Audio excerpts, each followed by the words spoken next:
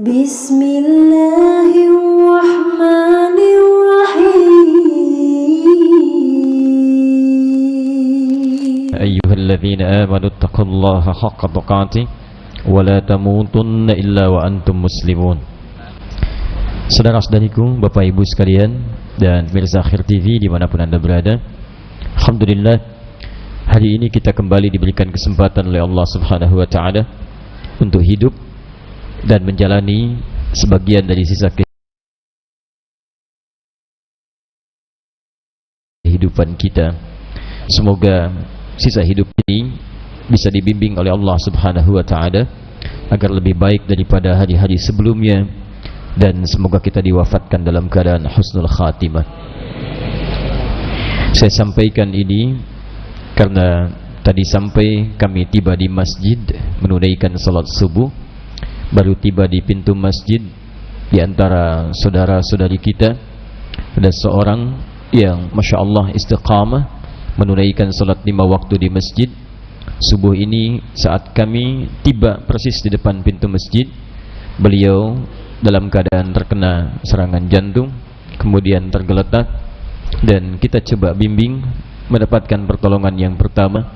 Namun Allah lebih sayang kepada dirinya untuk segera kembali, dan saat sebelum kami berangkat kemari sudah diumumkan bahwa beliau telah meninggal menghadap pada Allah Subhanahu wa Ta'ala.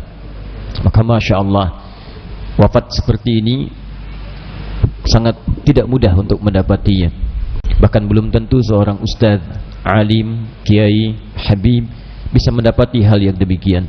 Diwafatkan di rumah Allah dalam keadaan yang terbaik saat akan menunaikan salat subuh, dan salat ini adalah di antara waktunya yang langsung disaksikan oleh Allah dan seluruh malaikat siang dan malam.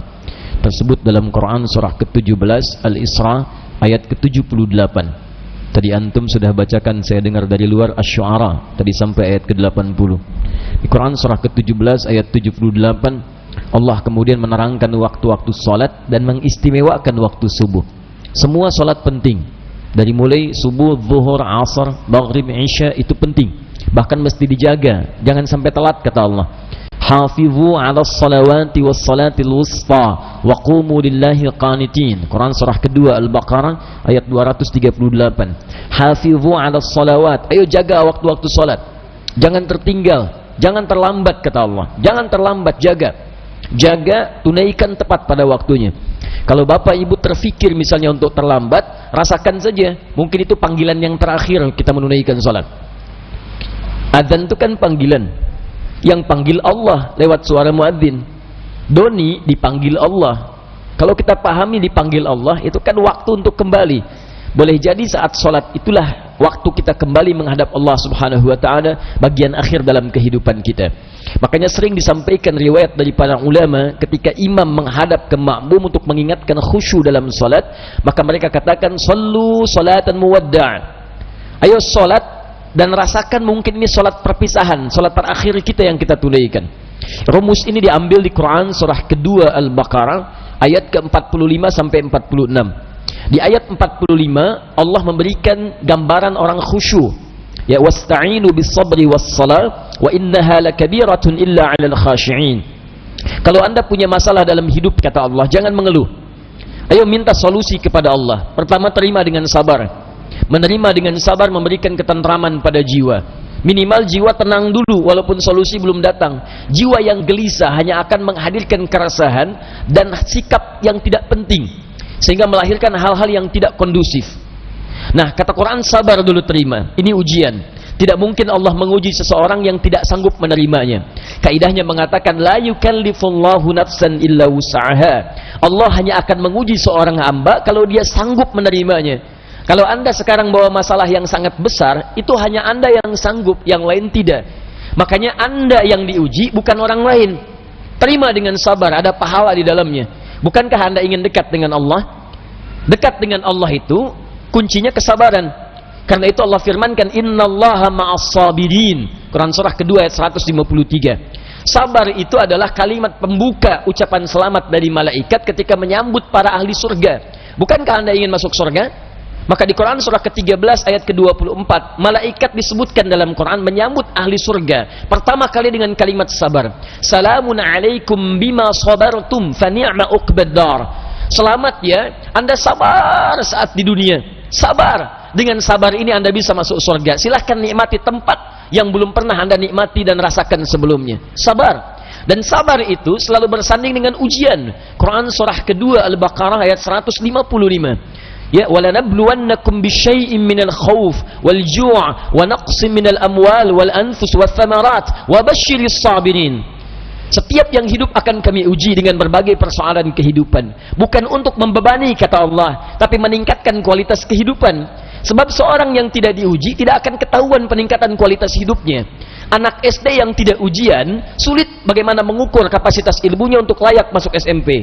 Anak SMP yang tidak ikut ujian sulit diukur apakah kualitas keilmuannya bisa enggak masuk dia ke SMA. Demikian dalam hidup, ketika kita diuji, hakikatnya Allah ingin meningkatkan kualitas kehidupan, bukan ingin membebani hidup kita menjadi banyak dengan persoalan. Ada yang gelisah kata Quran, ada yang kemudian berkurang harta benda, ada yang makanannya kemudian belum didapati, ada yang sakit sampai dengan wafat, ada yang proyeknya mungkin diambil oleh orang lain. Tapi kata Allah, berbahagialah ketika Anda diuji dengan itu semua. Hal yang Anda lakukan pertama kali adalah sabar. Wa basyiris sabirin, sabar. Tapi yang paling menarik, sabar itu tidak mudah. Tapi ada yang lebih susah dibandingkan dengan sabar, yaitu khusyuk. Khusyuk.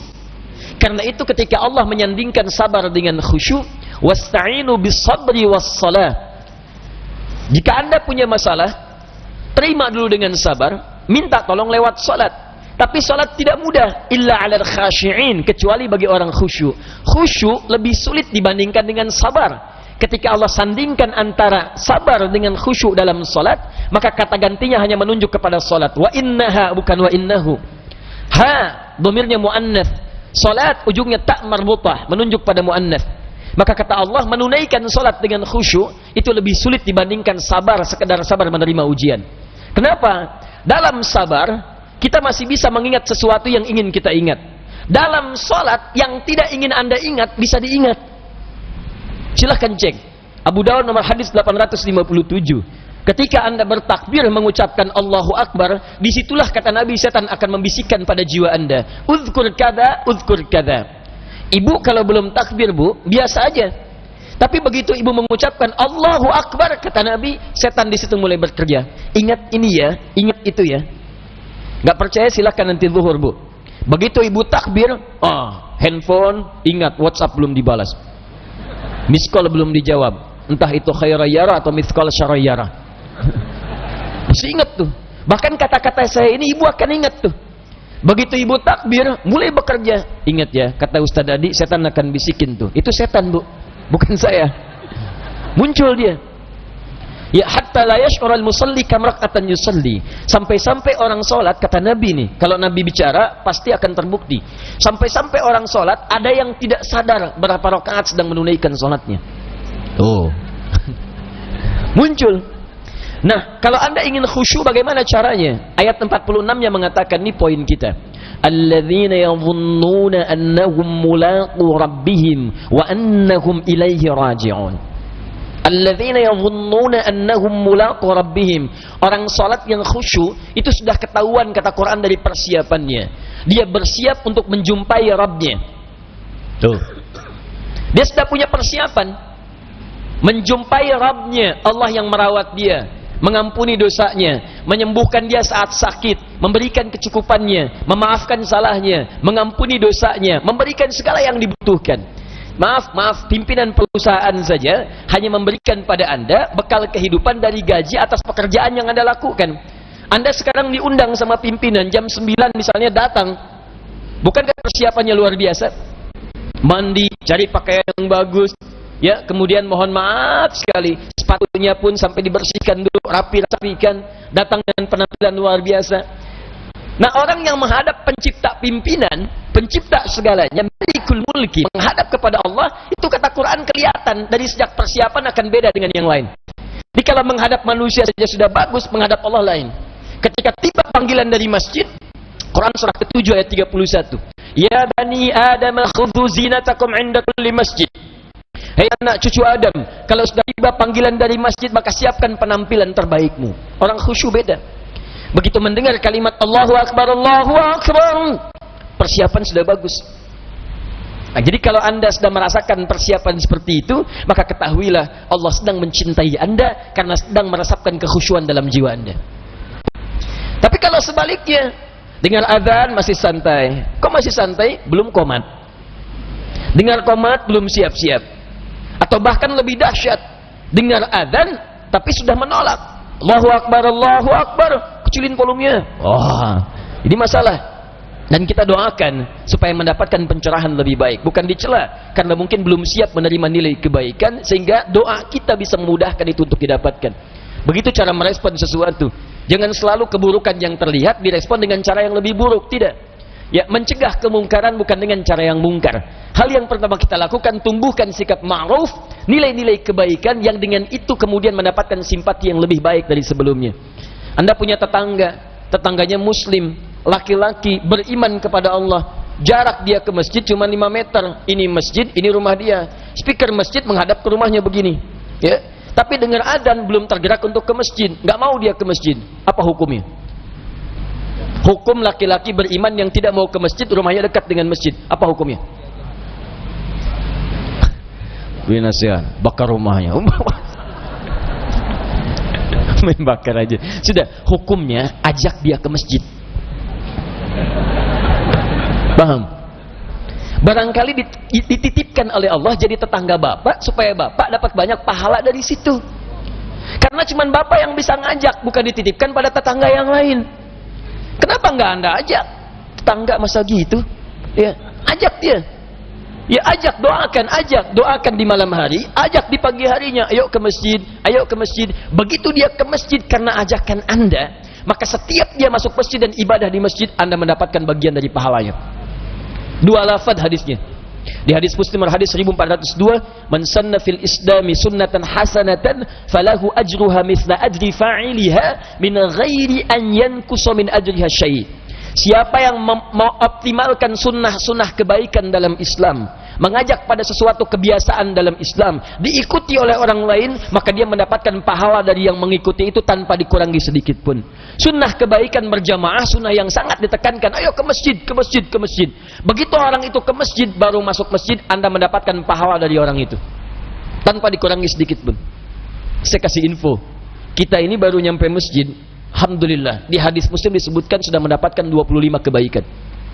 25 itu 1 ke 2 jaraknya 500 tahun, 2 ke 3 500 tahun, 3 ke 4 500 tahun, sampai ke 25-nya baru masuk.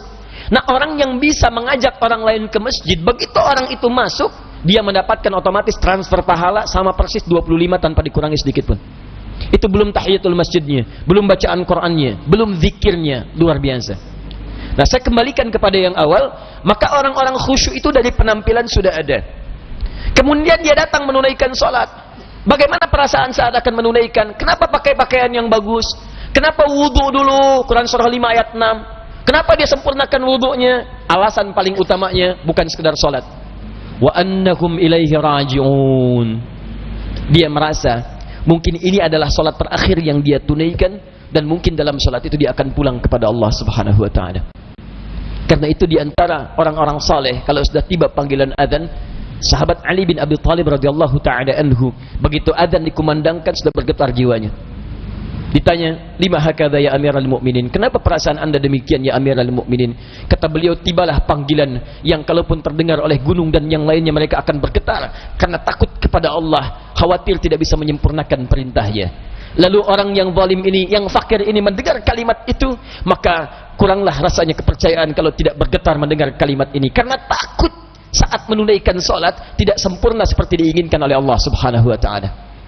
Abu Bakar ketika mengucapkan takbir Allahu Akbar bergetar tangannya karena khawatir dalam sholatnya tidak sempurna seperti Allah menginginkannya. Dan yang lebih dikhawatirkan dalam ketidaksempurnaan itu, wafatlah ia dipanggil oleh Allah Subhanahu wa ta'ala. Saudara kami tadi, seorang lelaki usia 65 tahun datang ke masjid dengan kebiasaannya, dan benar kata Nabi, seorang akan diwafatkan berdasarkan kebiasaannya. Maka datang dia ke masjid menunaikan salat subuh, didapati kemudian terjatuh Itu wasilah saja. Dan dia berpulang dengan panggilan yang sangat indah. Ya ayyatuhan nafsul mutmainnah, irji'i ila rabbiki radiyatan maradiyah, fadkhuli fi ibadi wadkhuli jannati. Saya tidak tahu kita akan wafat dalam keadaan seperti apa, tapi ingat pesan saya, biasakan yang baik-baik, karena dengan itu kita akan diwafatkan. Kalau terfikir Anda berbuat maksiat, maka tolong ingat, saat mengerjakan itu mungkin Anda akan wafat. Duhai Anda yang sedang sibuk di kantor, kalau ada yang menyodorkan proyek yang tidak jelas, tolong bayangkan saat Anda tanda tangan Anda diwafatkan oleh Allah Subhanahu wa taala. Duhai para ibu yang sedang menikmati acara yang tidak baik dalam televisi misalnya, coba bayangkan ketika itu ditonton, ibu akan diwafatkan oleh Allah Subhanahu wa taala.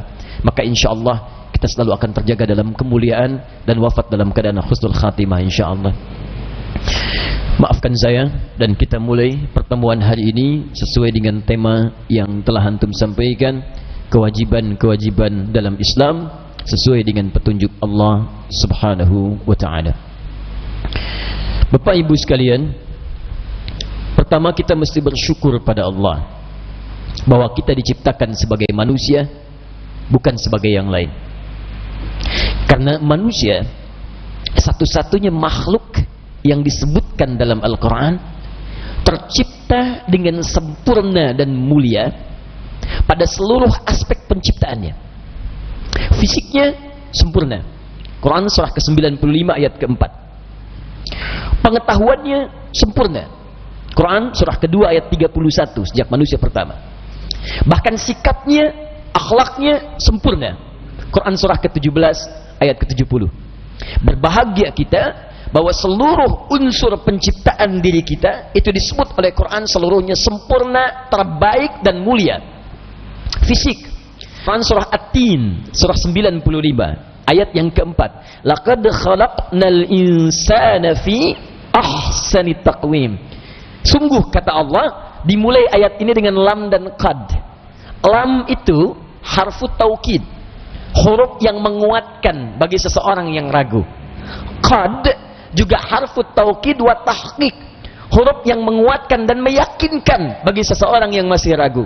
Biasanya kalau sudah ada lam, qadnya nggak disebutkan. Walas innal insana lafi khus, qadnya nggak ada.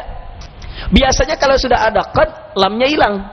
Quran surah ke-23 ayat 1, qad aflahal mu'minun, lamnya hilang. Tapi kalau lam berjumpa dengan qad, dua-duanya disatukan, itu artinya Allah bukan sekedar ingin menegaskan, tapi juga memberikan keyakinan terkuat bagi orang yang masih meragukan atas informasi yang ingin disampaikan. Seakan-akan Allah ingin katakan, hei, saya yakinkan ya, saya kuatkan ya, jangan ragu tentang persoalan ini. Saya telah ciptakan kalian, laqad khalaqnal insan, saya telah ciptakan setiap manusia fi ahsani taqwim, dalam fisik yang paling sempurna. Tak boleh ragu. Jadi saat Allah menciptakan kita, ini bentuk terbaik Pak, Bu. Ibu diciptakan begitu, itu yang terbaik bagi ibu. Bapak diciptakan demikian, itu yang terbaik buat Bapak. Dan indahnya, hebatnya, ketika Allah mengatakan menciptakan fisik terbaik, yang disebutkan lafaz manusianya insan, bukan yang lain. Karena manusia disebut, saya sering katakan, dengan 5 nama. Dengan 5 nama. Di sini pernah saya sampaikan. Kadang disebut dengan bashar. Bashar 35 kali disebutkan dalam Al-Quran kalimat bashar. Quran surah ke-15 ayat ke-28, ini nama pertama ketika kita baru diciptakan. Wa idh qala rabbuka lil malaikati inni khaliqum bashara. Lalu Anda baca dalam setiap Jumat di surah Al-Kahf ayat yang 110 itu, qul innama ana basyarum mithlukum. Bashar, ya, makhluk manusia yang punya dua sifat berlawanan antara takwa dengan nafsunya, yang punya penampilan yang indah, kulitnya beda dengan makhluk-makhluk yang lainnya. Bashar. Kedua disebutkan ins 18 kali disebutkan dalam Quran, senantiasa bersanding dengan jin. Kalau disebutkan jin, insnya muncul, umumnya demikian, ya ma'syaral jinni wal wa ma khalaqtul jinna wal ins. Ins disebutkan 18 kali dalam Al-Quran. Kadang disebutkan juga dengan nas, An-Nas. Bahkan ada surah yang 114, surah An-Nas. An-Nas disebutkan 241 kali dalam Al-Quran. Baik, ketika disebutkan kalimat An-Nas, menunjuk pada seluruh manusia secara umum, berkelompok tanpa kecuali. Nas, qul a'udzu birabbin nas, ya ayyuhan nas. Kadang disebut dengan Bani Adam. Bani Adam 7 kali disebutkan dalam Al-Quran, menunjuk pada asal keturunan semua manusia. Semua kalau diurut akan kembali kepada Adam alaihissalam. Di bapak ibu kalau nanti mencari saya keturunan siapa, nggak usah repot bu, pasti ketemunya ke Nabi Adam, pasti itu. Karena itu kita disebut dengan Bani Adam. Dan mukjizat pertama Nabi Muhammad SAW saat dilahirkan adalah mukjizat dari segi nasab. Diperjelas oleh Allah nasabnya sehingga tidak ada satupun orang yang bisa menyoalnya. Lahir bapaknya nggak ada bu, sudah meninggal. Tapi nasabnya diperjelas sampai ke Nabi Adam alaihissalam. Muhammad bin Abdullah bin Abdul Muttalib bin Hashim bin Abdul Manaf bin Qusay bin Murrah bin Kilab bin Ka'ab bin Ghalib bin Fihr bin Malik bin Nadar bin Kinana bin Khuzaimah bin Mudrikah bin Ilyas bin Nizar bin Mudar bin Ma'ad bin Adnan bin Addi bin Adri bin Muqawwam bin Nahur bin Tarikh bin Ya'rub bin Yasjub bin Nabit bin Ismail alaihissalam bin Ibrahim alaihissalam bin Adhar atau bin Nahur bin Abir bin Kinan bin Arfakhshad bin Sam bin Nuh alaihissalam bin Mikhlail bin Matushalah bin Kinan bin Anwas bin Thith bin Adam alaihissalam. Ayo ulangi. Nabi Muhammad. Kita karena bukan nabi, bukan rasul, dikasih tahu cepat kata Allah, nggak usah dihitung, susah ketemunya. Silahkan kalau mau dicek, sebutkan aja 10 keturunan dari bapak ibu. Paling gampangnya kata Allah, kamu itu Bani Adam, kalau mau dicari nyambung ke Adam. Jadi nggak usah repot jadi penelitian. Manusia berasal dari monyet. Kalau kamu mau dari monyet silahkan aja, jangan ngajak-ngajak. Ya, paham sampai sini? Tapi ketika kita diciptakan, dibedakan dengan makhluk yang lain. Kalimatnya menggunakan insan. Insan 65 kali disebutkan dalam Quran. Tidak pernah disebutkan kalimat insan dalam Al-Quran di antara maknanya kecuali menunjuk pada manusia dengan segala aktivitas hariannya. 24 jam dari bangun tidur sampai tidur. Jadi kalau kita disebutkan kalimat insan dalam Al-Quran, itu adalah nama manusia yang menunjuk pada totalitas aktivitasnya. Dari bangun sampai tidur lagi. Nah yang menarik saat diciptakan fisiknya kata Allah, saya ciptakan manusia fi ahsani taqwim. Bentuknya paling bagus. Kenapa disebut insan? Maksud bagusnya adalah diciptakan sesuai dengan maslahat aktivitasnya. Bapak diciptakan begini bentuknya untuk memberikan kemudahan dalam beraktivitas bapak. Makanya setiap kita tuh beda dengan yang lain. Sidik jarinya lain, bentuk-bentuk spesifik lain. Ada yang mirip tapi tidak pernah sama persis satu dengan yang lainnya. Kenapa? Karena dia punya aktivitas kebiasaan yang belum tentu sama dengan yang lain. Makanya hati-hati, dilarang Anda merubah bentuk tampilan fisik karena bisa mengganggu pada maslahat kehidupan Anda. Jadi kalau sudah diciptakan seperti ini, sudah, itu yang terbaik bu, pak. Kalau masih belum yakin, datangi Ragunan. Keluarkan setiap hewan, bandingkan absen satu-satu. Monyet, lihat lagi bapak ibu di cermin. Bagus bapak, bagus ibu. Silahkan cek. Tapi sekali lagi jangan pernah dirubah, karena kalau dirubah hidup Anda susah. Susah. Ini desain begini, ini udah disesuaikan dengan kemudahan hidup kita.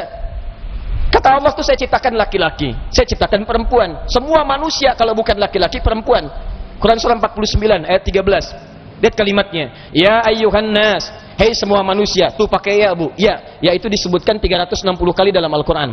Itu untuk memanggil semua jarak, mau dekat, mau jauh, mau menengah.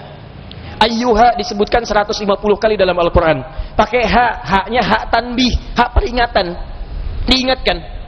Kemudian nas, semua manusia tanpa kecuali, semua kelompok manusia semuanya. Ya kata Allah, ya ayyuhan nas. Kalau mau terjemah yang lengkap, hei, saya ingatkan pada kalian ya, saya peringatkan pada seluruh manusia, mau yang merasa dekat, menengah ataupun jauh jaraknya dari saya saat ini. Inna khalaqnakum min dzakarin wa untha. Saya ciptakan kalian semua manusia cuma 2 golongan, kalau laki-laki atau perempuan. Kalau tidak laki-laki, perempuan. Jadi nggak ada yang ketiga. Jadi kalau bapak diciptakan laki-laki, itu yang terbaik pak, jangan jadi perempuan. Beda, suaranya udah lain. Nama Nia. Nama Nia. Nama lengkap Kurniadi. Lain. Ibu sudah Lilis aja. Ya Laila saja, selesai. Bahkan dari segi panggilan pun sudah lain. Itu maslahat kehidupannya. Kenapa saya sampaikan ini? Karena sudah ada satu makhluk yang berjanji di hadapan Allah saat dia diturunkan ke bumi. Salah satu janjinya adalah dia akan merusak tatanan fisikal manusia dan memberikan angan-angan sehingga dia merubah bentuk tampilannya. Itu ada di Quran surah keempat ayat 118 sampai dengan 119. Ya, la'anahullah wa qala la'attakhidanna min ibadika nasiban mafruḍa. Setan yang dilaknat oleh Allah itu kemudian dia berjanji di hadapan Allah Subhanahu wa taala bahwa saya akan mengerjai manusia dan mengambil bagian tubuh manusia untuk saya kuasai. Nafsu maksudnya. Nafsunya dikuasai. Nafsu disebutkan 115 kali dalam Al-Quran. Lawannya adalah takwa. Takwa disebutkan 115 kali dalam Al-Quran. Nah, takwa dibisikin oleh malaikat. Malaikat disebutkan 88 kali dalam Al-Quran. Malaikat itu makhluk baik, makanya sering membisikkan kebaikan. Jadi gampangnya begini, Bu. Ibu mendengar azan, Allahu Akbar, Allahu Akbar. Pernah nggak ada bisikan dalam hati, Pak? Cepat, sudah azan, siap-siap. Pernah begitu? Nah, itu kerja malaikat. Kalau nggak ada bisikan, malaikat nggak bekerja, Bu. Hati-hati. Ada bisikan itu. Ada bisikan. Nah, saat yang bersamaan, begitu siap-siap sholat, tiba-tiba sisi lain mengatakan, tenang, baru adzan, belum qomat. Pernah dengar begitu? Nah, itu nafsu. Yang membisikkan nafsu itu setan. Setan disebutkan 88 kali dalam Al-Quran. Takwa lawannya nafsu. Takwa disebutkan 115 kali dalam Al-Quran. Yang bisikan malaikat. Malaikat disebutkan 88 kali. Nafsu disebutkan 115 kali dalam Al-Quran. Yang bisikan setan. Setan disebutkan 88 kali dalam Al-Quran. Setan sudah berjanji kepada Allah untuk menguasai nafsu, yang dengan nafsu ini menyesatkan manusia dan memberikan angan-angan pada dirinya. Baca ayat 119-nya. Wala udhillannahum wala umanniyannahum. Saya akan bikin sesat semua manusia dan saya akan angan-angankan mereka sehingga banyak berkhayal dalam kehidupan. Siapa di antara Anda dalam hidup yang tidak pernah berayal? Angkat tangan. Siapa yang tidak pernah berangan-angan? Muncul tuh walau sekejap. Silakan cek. Ada, Pak.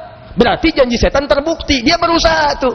Dan di antaranya teruskan, wala ubattikunna adanal an'am. Dia akan berusaha merubah penampilan hewan sampai nanti ke manusianya. Bahkan nanti yang paling dahsyat adalah manusia yang dibisikkan untuk merubah penampilannya seperti hewan. Dan sekarang sudah terbukti. Kemarin saya lihat di televisi ada laporan seorang perempuan di Eropa sering mengagumi harimau, bergulat dengan harimau, hidupnya terus melihat sampai kagum, ngefans dengan harimau. Akhirnya dia memutuskan operasi plastik, wajahnya mirip dengan harimau. Ini nyata. Silakan misalnya Anda lihat di YouTube atau di googling, Anda temukan wanita harimau muncul. Silakan. Sampai dia cari kumis-kumis yang dimirip-miripkan. Kemudian giginya dia pasangkan taring. Dia masuk seakan-akan jadi artis dalam kehidupan. Tidak sadar dia sedang dikuasai oleh makhluk yang sangat berbahaya ini. Satu. Ya. Ini kita belum mulai, ini kita masih mukaddimah. Ya, saya ingin kita paham betul dasar pemikirannya. Ya. Sampai jam berapa kita, Pak? 9 ya, baik. Silakan mau jam 11, saya jam 9 pulang, Bu. Teruskan. Saya ingin sadar dulu bahwa kita ini sebelum bicara kewajiban, sebelum diwajibkan oleh Allah, kita harus mengerti dulu bahwa kita ini makhluk sempurna. Paham sampai sini? Nah, nanti saya akan bicara kewajiban apa terkait dengan fisik kita sehingga kita itu bisa menjaga kesempurnaan sampai kembali kepada Allah Subhanahu wa taala. Itu yang saya maksudkan. Baik. Saya sambungkan saja supaya nanti sesuai dengan judul yang disampaikan. Jadi kewajiban pertama yang datang dari Allah Subhanahu wa taala pada setiap manusia sebelum berbicara tentang kewajiban ibadah, sebelum bicara tentang wajib salat, wajib puasa, wajib zakat, maka kewajiban pertama dalam Islam yang berlaku bagi setiap insan adalah menjaga tampilan kemanusiaannya dengan sempurna hingga ia kembali kepada Allah Subhanahu wa taala. Kewajiban ini bentuknya adalah dua. Satu, tidak merubah yang sudah fitrah.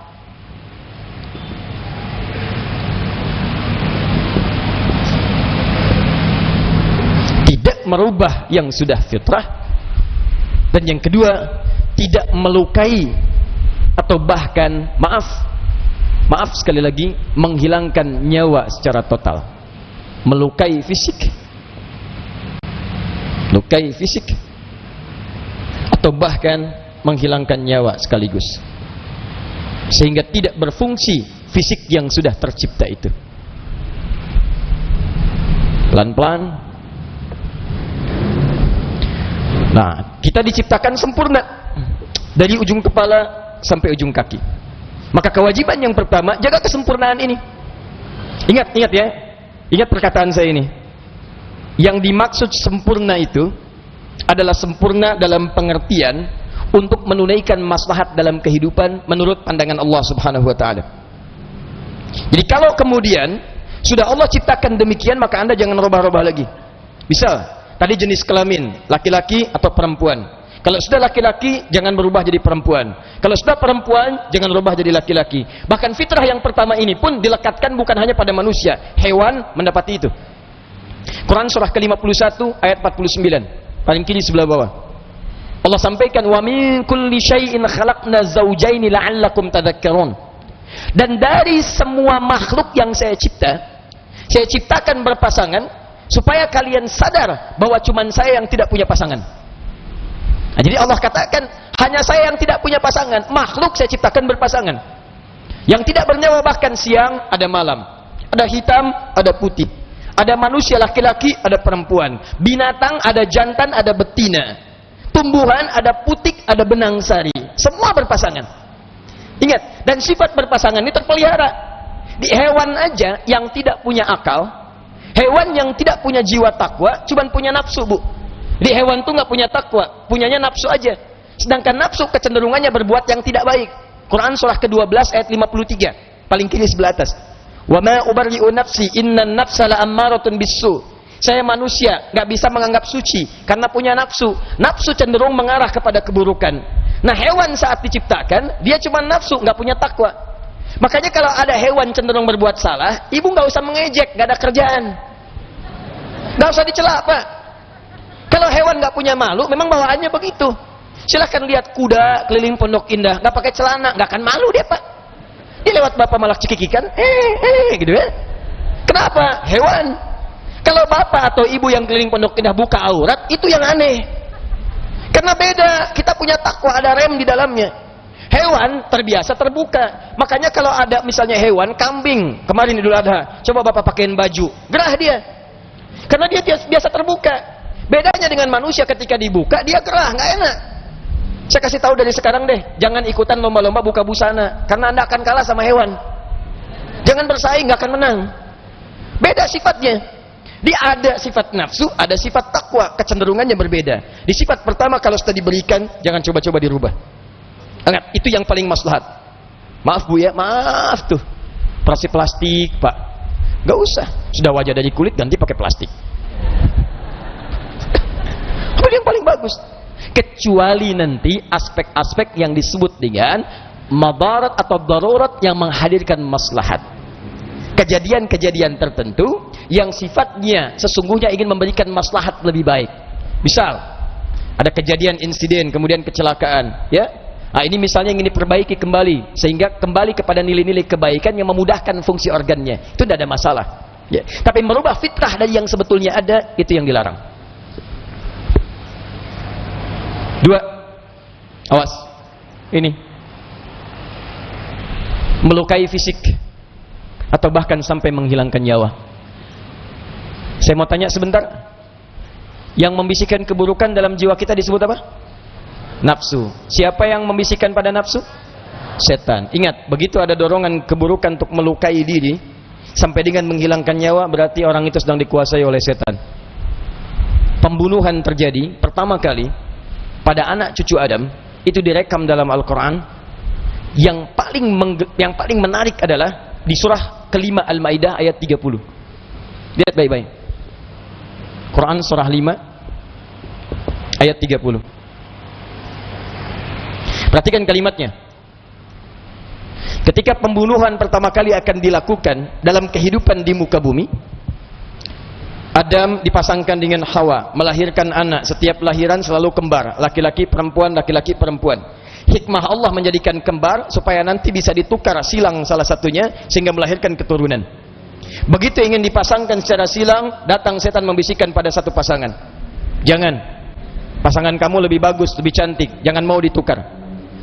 Maka terjadi seperti itu, kemudian diadukan pada bapaknya. Apa yang dikerjakan pertama kali oleh ayahnya? Dia memohon petunjuk kepada Allah Subhanahu wa taala.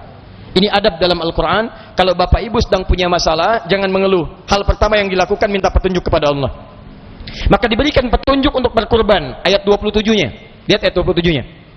Watlu 'alaihim naba abnai Adam bil haqqi idh qarraba qurbanan fatuqabbala min ahadihima wa lam yutaqabbal min al-akhar qala la aqtulannak. Ingat adab kedua, saya berikan bonus sedikit ya. Kalau sedang punya masalah, kata Quran jangan mengeluh, terima dengan sabar. Hal pertama yang dilakukan adalah bermunajat kepada Allah, berdoa. Ya Allah, Engkau tidak titipkan masalah ini kepada saya kecuali Engkau meyakininya kepada saya bahwa saya mampu menjalaninya. Maka mohon ya Allah, kuatkan saya dalam menjalani ujian ini. Luluskan saya ya Allah, dan berikan rahmat dan pahala yang mengantarkan ke surga dari ujian ini.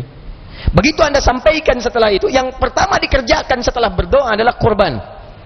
Kurban. Nah, kurban ini banyak dipahami hal yang kurang tepat di masyarakat. Kalau disebutkan kurban, bayangannya potong sapi, kan? Bayangannya kemudian potong kambing. Hanya pada kurban yang terbatas pada saat Idul Adha. Padahal kalimat kurban yang disebutkan dalam Al-Quran pertama kali tidak terbatas pada Idul Adha. Kurban pertama disebutkan dengan kurban dari kata koruba. Sifatnya disebut dengan qarib. Superlatifnya disebut dengan kurban. Qaruba artinya dekat. Sifat kedekatannya disebut dengan qarib. Kalau Anda mengamalkan sesuatu untuk lebih dekat dengan objek yang ingin didekati, terus kerjakan lagi, maka bentuknya dirubah jadi superlatif, namanya kurban. Allah berikan rumus di Quran surah kelima Al-Maidah ayat 27. Kalau Anda sedang punya masalah setelah bermunajat, maka teruslah mendekat kepada Allah. Kurban artinya melakukan amalan-amalan yang mendekatkan diri kepada Allah Subhanahu wa taala. Kerjakan. Yang punya solusi siapa? Yang punya rezeki siapa? Yang punya kesehatan siapa?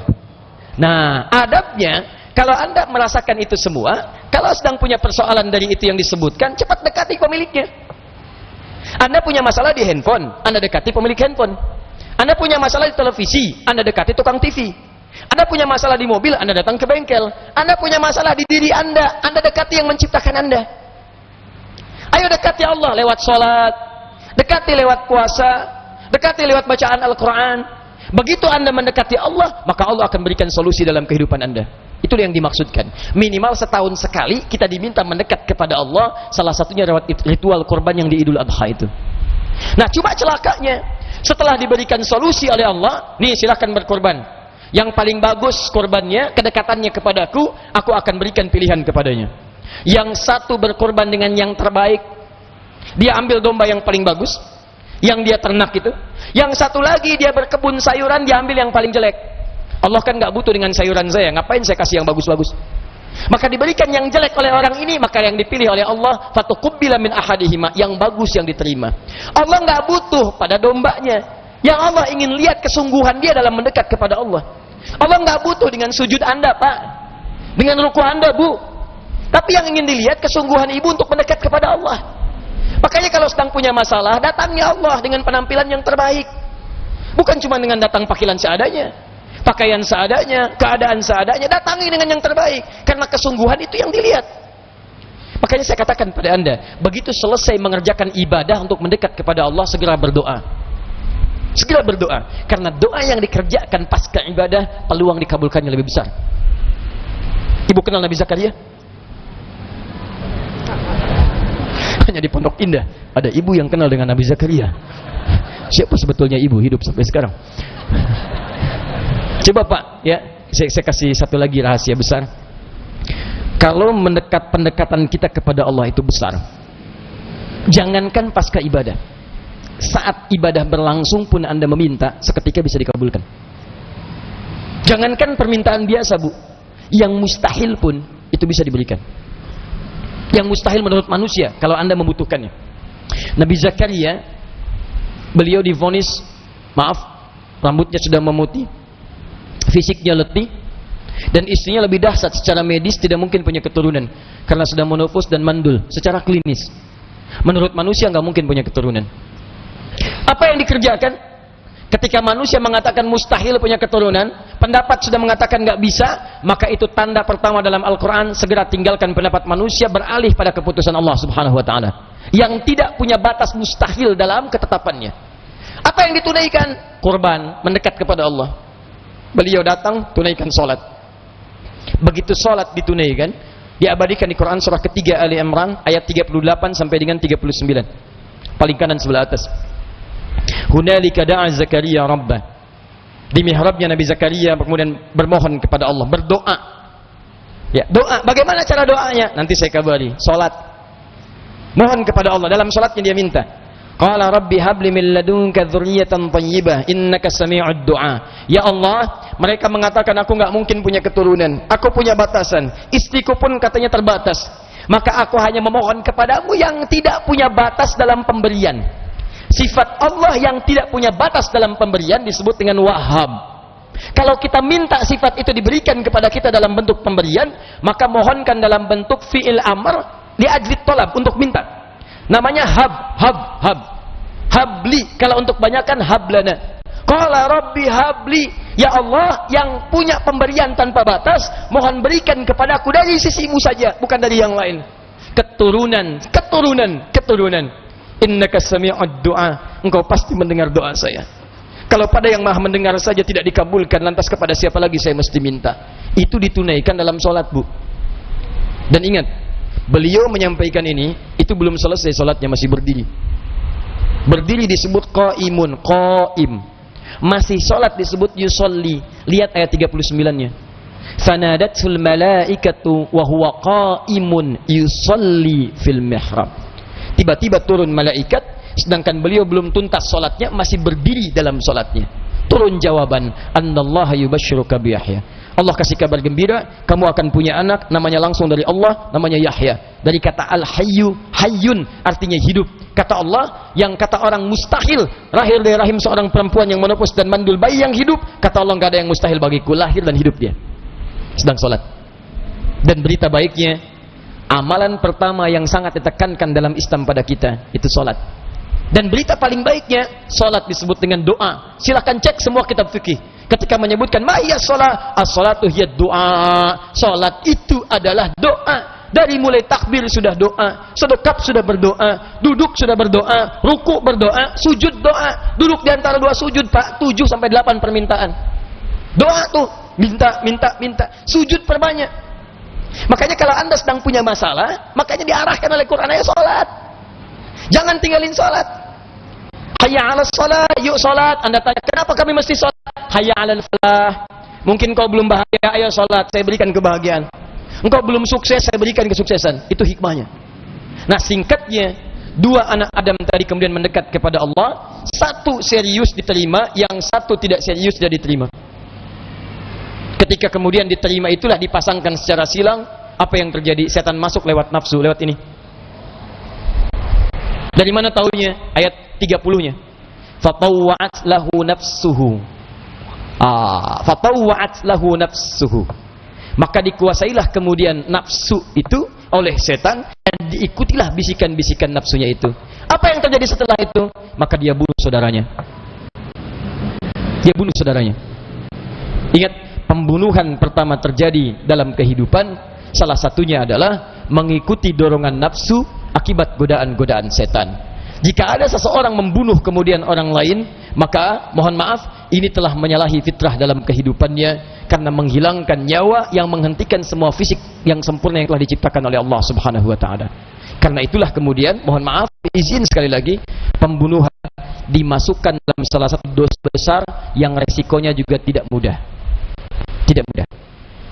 Saya berikan sekarang peringatan yang sangat keras pada siapapun, termasuk yang terfikir untuk menghilangkan nyawa orang lain. Sebelum ini dieksekusi mengikuti godaan setan, coba pikirkan dulu resiko-resiko yang akan dihadapi. Ingat baik-baik ya, ingat baik-baik. Quran surah yang keempat ayat 93. Paling kanan pertengahan. Awas. Wa may yaqtul mu'minan muta'ammidan. Siapa yang sengaja merencanakan pembunuhan, terkhusus bagi orang beriman, satu orang saja. Mau bunuh satu orang saja. Lihat, saking seriusnya Allah menjaga kesempurnaan fisik kita. Jangan lukai orang. Awas, hati-hati. Bahkan dilakukan hukum kisos supaya terjaga fisiknya. Kalau dipotong, potong lagi. Kalau cubit, cubit lagi, supaya dia merasakan bagaimana rasanya terluka dalam fisiknya. Saya lindungi fisik manusia, jangan sampai ada yang melukai orang lain. Kutiba alaikumul qisas. Ya, saya wajibkan kalian qisas. Maksud qisas ini bukan ingin eksekusi orang, menjaga orang supaya bisa menjaga dirinya dan tidak melukai orang lain. Tapi yang paling menarik, kalau ada yang masih maksa ingin membunuh orang lain, turun kemudian ayat. Fajazauhu jahannam. Maka yang pertama saya siapkan, kata Allah, neraka jahannam. Awas, orang yang sengaja bunuh orang lain, apalagi yang dibunuh orang yang punya iman, maka resiko pertama, Allah telah menyiapkan neraka jahannam untuknya. Silakan tanyakan pada diri Anda, siapa orang muslim yang punya cita-cita masuk neraka jahannam? Gak ada. Jadi kalau setelah pernyataan ini masih ada nekat ingin membunuh, memang kayaknya sudah punya cita-cita dia. Sudah pesan kapling di neraka jahannam. Hati-hati. Awas kalau ada ajaran-ajaran, ikut pengajian, ikut macam-macam, kemudian ajakannya tiba-tiba mengarah kepada luka fisik atau menghilangkan nyawa orang lain dengan ketentuan yang tidak dibenarkan dalam syariat, bukan syariat jihad, nggak ada ketentuan yang berlaku dalam Quran untuk yang diperlakukan itu, keluar dari ketentuan Al-Quran, bukan dari petunjuk sunnah, maka hindari, sesungguhnya itu setan sedang menguasai. Ingat baik-baik. Saya sering ungkapkan kalimat ini waktu kejadian bom Tamrin tuh. Saya di Lampung. Muncul pertanyaan, Ustaz, apakah bom di jalan Tamrin itu termasuk jihad fisabilillah? Saya bilang, Pak, sependek pengetahuan saya, jihad fisabilillah itu jihad di jalan Allah, Pak, bukan di jalan Tamrin. Lain, Pak. Kaidahnya begini. Paham begini ya? Pak, jadi mustahil ada orang meledakkan di tempat orang yang terbuka.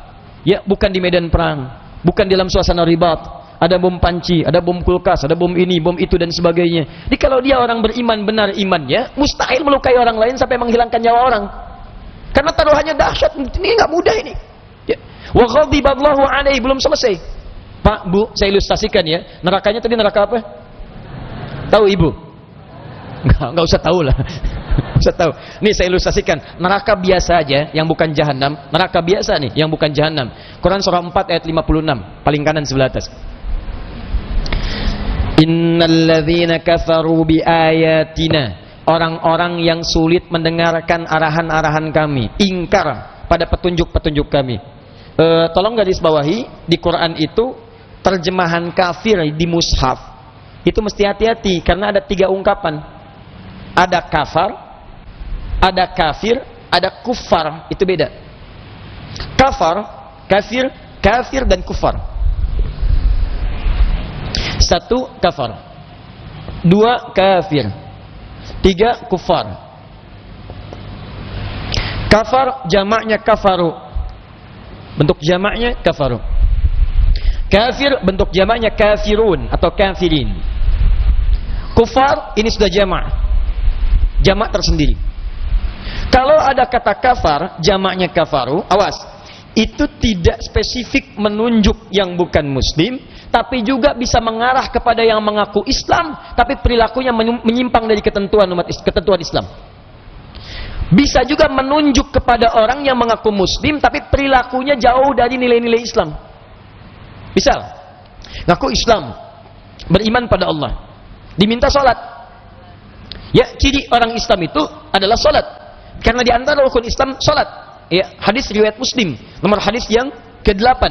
Ketika Nabi SAW kemudian ditanya oleh malaikat Jibril, mal Islam, apa itu Islam? Dijawab oleh Nabi, antasyhadu an la ilaha illallah wa anna Muhammadar Rasulullah. Baca syahadat dulu. Setelah syahadat, kewajiban pertamanya wa tuqimas shalat, tunaikan salat. Nah sekarang setiap orang Islam kata Quran mesti salat, kata hadis mesti salat. Ada orang Islam diajak salat, dia menolak salat. Ada orang Islam nggak mau salat? Halo? Ada yang ketika dengar azan nggak mau salat? Ada yang ketika diajak marah-marah? Nah, yang seperti itu muslim tapi menyimpang dari ketentuan, itu disebut dengan kafar namanya. Perilakunya mirip menyerupai orang yang belum beriman. Yang belum beriman tidak sholat karena nggak ada iman dalam dirinya. Ini Anda beriman kok ikut-ikutan nggak sholat. Tapi dibedakan namanya oleh Allah, bukan kafir tapi kafar, menunjuk pada perilaku bukan orang. Baik, ibu punya harta lebih daripada cukup sampai nisab, keluar kewajiban, namanya apa? Zakat. Zakat itu kewajiban setelah sholat. Makanya ketika disebutkan dalam Quran surah kedua Al-Baqarah ayat 43, itu setelah sholat langsung zakat. Wa aqimus shalah wa atuz zakah. Ada orang beriman, hartanya lebih daripada cukup, sudah berlaku hukum zakat, mencapai nisab, sudah haul, tapi dia nggak mau zakat. Ada orang kaya nggak mau zakat? Ada. Ada orang yang sulit zakat? Ada. Yang jadi masalah adalah kalau orang tidak beriman, bukan muslim, tidak zakat karena tidak ada iman, nggak ada syariat. Ini ada orang ngaku beriman nggak mau zakat, perilakunya mirip-mirip. Untuk dibedakan nama orang dengan perilaku, tidak disebut kafir, disebutnya kafar. Quran surah 14 ayat 7. La in syakartum la azidannakum. Kalau Anda bersyukur dengan nikmat, Anda keluarkan zakat, Anda keluarkan infak, maka kami akan tambah nikmatnya. Begitu ada yang tidak bersyukur, apa sebutannya oleh Quran? Wala in kafaratum. Tapi kalau Anda ingkar dengan itu semua, nggak mau zakat, seperti orang tidak beriman, Anda kami berikan hukuman ya. Hukuman, siapkan. Inna adzabi lasyadid. Ingat-ingat, nanti kalau Anda tidak tobat di akhirat saya siapkan hukuman. Yang tidak beriman itu sudah nggak ada ketentuan. Anda yang beriman kok ikut-ikutan? Kafar namanya. Nah, lihat baik-baik. Orang ini kalau dia muslim tapi dia tidak pernah sholat, tidak mau zakat, nanti di akhirat akan ditimbang. Berapa amal solehnya, berapa amal salahnya. Kalau amal solehnya 49 misalnya 99%, amal salahnya 50,0001%, masih banyak salahnya, maka dia akan dimasukkan ke dalam neraka dulu untuk membebaskan dari kesalahan-kesalahan tadi, baru kemudian masuk ke surga. Neraka yang mana? Nah, lihat nerakanya. Quran surah 4 ayat ke-56. Innalladzina kafaru kafara bi ayatina.